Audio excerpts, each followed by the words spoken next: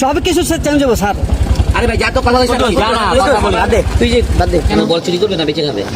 ওই বল তো আমি টাকা দিয়েছি, টাকাও নিই নাই কোনো বলে। আজকে থেকে বিপিএল করি। না না, আজকের মধ্যে সব ফিক্স হয়ে যাবে। না না স্যার, বন্ধ করবে না, ঘুরান না। সেটা বন্ধ করো। নোয়াখালীবাসীর জন্য লজ্জা আর লজ্জায় লজ্জা রাখার জায়গা কোথায়? কত ঢাকঢোল পিটিয়ে বিপিএল এলো নবাগত দল নোয়াখালী এক্সপ্রেস। 24 ঘন্টা পরেই সিলেটে মাঠে নামবে দলটা।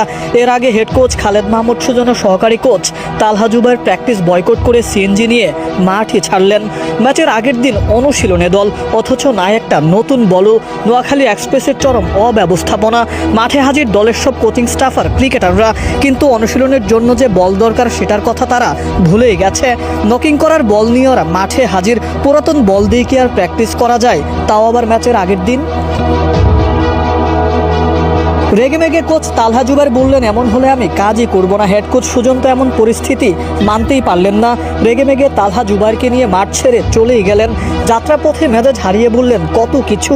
ম্যাচের আগের দিন এমন কাণ্ডে অবাক নোয়াখালীর দুই কোচ, তাদের আটকাতে ব্যর্থ নোয়াখালীর ম্যানেজমেন্ট।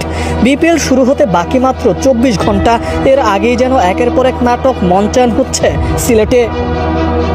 কোনোভাবেই নোয়াখালীর দুই কোচকে আটকানো গেল না। যখন নোয়াখালীর লোগো প্রকাশ পেল, তখন কত শত সুনাম দলটাকে নিয়ে।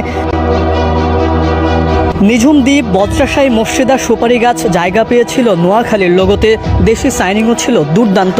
এই দলটা ম্যাচের আগের দিন এসে কি একটা কাণ্ড ঘটিয়ে ফেললো। এইটা ঐতিহ্যবাহী নোয়াখালীর জন্য লজ্জা। এই লজ্জা রাখার জায়গা কোথায়?